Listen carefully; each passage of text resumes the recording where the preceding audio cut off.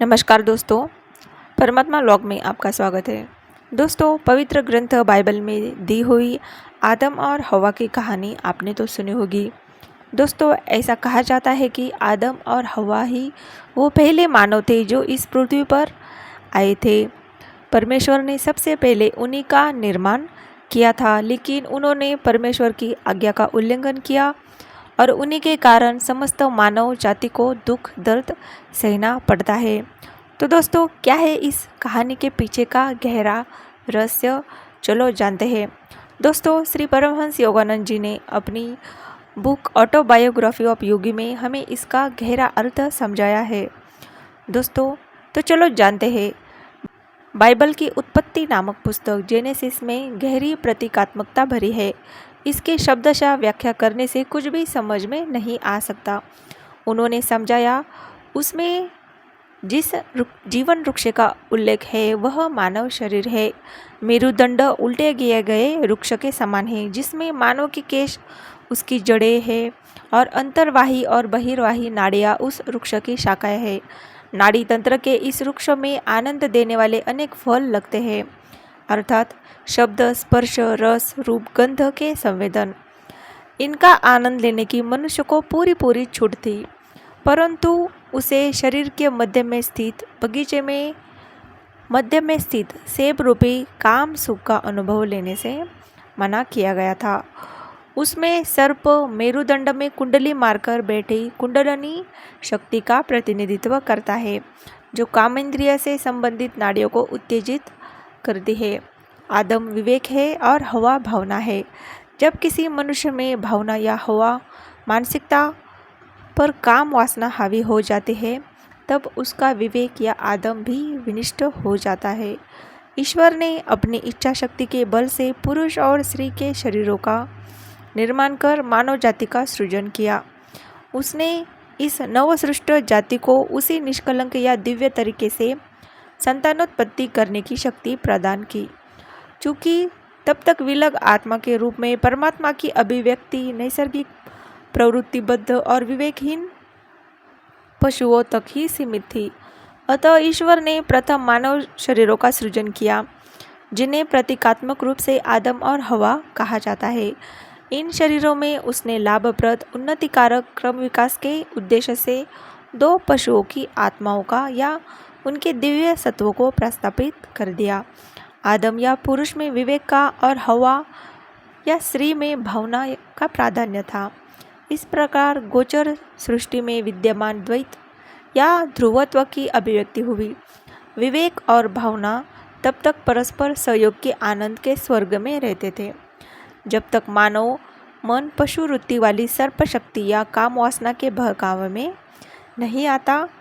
अतः मानव शरीर केवल पशुओं के क्रम विकास का परिणाम मात्र नहीं था, बल्कि ईश्वर के विशेष सृजन से उत्पन्न हुआ था।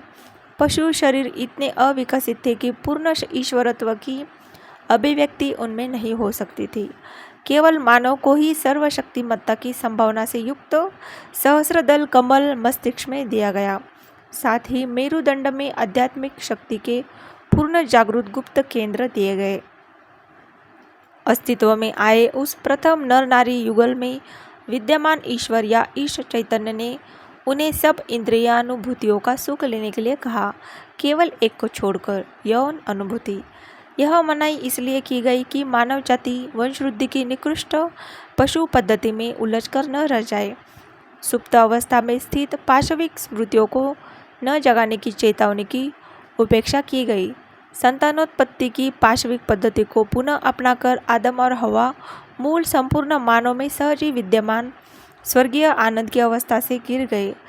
जब उन्हें ज्ञात हुआ कि वे नग्न थे, तब जैसा कि ईश्वर ने उन्हें पहले ही सावधान किया था, उनकी अमरता की चेतना खो गई। उन्होंने स्वयं ही अपने को जड़ सृष्टि के नियम के अधीन कर दिया था, जिसमें जन्म लेने वाले शरीर की मृत्यु निश्चित रूप से होती है। सर्प ने हवा को जिस अच्छे बुरे ज्ञान का वचन दिया था, उसका अभिप्राय द्वैत भाव और परस्पर विरोधी अनुभव से है, जो माया के अधीन जीने वाले सभी जीवों को सहने पड़ते ही है। अपनी भावना और विवेक या हवा और आदम चैतन्य के दुरुपयोग से माया के भ्रमजाल में गिरकर मनुष्य दिव्य आत्मनिर्भरता के स्वर्गीय वाटिका में प्रवेश करने का अपना अधिकार खो बैठता है। प्रत्येक मानव प्राणी का यह व्यक्तिगत दायित्व है कि वह अपने माता पिता या द्विमुखी प्रकृति को एकता के तालमेल में या ईडेन में पुनः प्रतिष्ठित करे। तो दोस्तों, यह है आदम और हवा की कहानी। दोस्तों, यहाँ पर कहा गया है कि प्रत्येक मानव प्राणी का यह व्यक्तिगत दायित्व है कि वह अपने माता पिता या द्विमुखी प्रकृति को एकता के तालमेल में या ईडेन में पुनः प्रतिष्ठित करे। तो ईडेन का अर्थ क्या है, चलो जानते हैं। दोस्तों, उत्पत्ति का 8वां वचन बाइबल में ये कहा गया है कि प्रभु ईश्वर ने ईडन में पूरब की ओर और एक बाग लगाया और वहाँ उसने मानव को रखा जिसे उसने स्वयं बनाया था। इसलिए प्रभु ईश्वर ने उसे ईडेन के बाग की उस भूमि को जोतने के लिए भेज दिया जिसकी मिट्टी लेकर उसे बनाया गया था। दोस्तों, ईश्वर द्वारा प्रथम निर्मित दिव्य मानव की चेतना उसके माथे मतलब पूरब की ओर में स्थित सर्वशक्तिमान एकमात्र नेत्र में केंद्रित थी। उस बिंदु में केंद्रित मानव की इच्छा शक्ति की सर्वसृजनकारी क्षमता तब लुप्त हो गई जब उसने अपनी स्थूल प्रकृति की भूमि को जोतना शुरू कर दिया। दोस्तों, श्रीमद् भागवत में भी हिंदुओं की आदम और हवा की कहानी का वर्णन है। प्रथम नर और नारी स्थूल देह रूप को स्वयंभू मनु सृष्टा से उत्पन्न मानव और उनकी पत्नी शतरूपा कहा गया है। उनकी 5 संतानों ने प्रजापतियों स्थूल शरीर धारण कर सकने में समर्थ पूर्ण जीव, उन्हें प्रजापति कहा जाता है, के साथ विवाह किए। इन प्रथम दिव्य परिवारों से ही मानव जाति की उत्पत्ति हुई है। तो दोस्तों, ऐसे कई सारे रहस्य हैं जो हमारे धर्म ग्रंथों में छुपे हैं। ऐसे ही आध्यात्मिक और मोटिवेशनल रहस्यमयी वीडियोस के लिए प्लीज़ चैनल को सब्सक्राइब ज़रूर कीजिए। वीडियो अंत तक देखने के लिए आपका बहुत बहुत धन्यवाद। Thank you.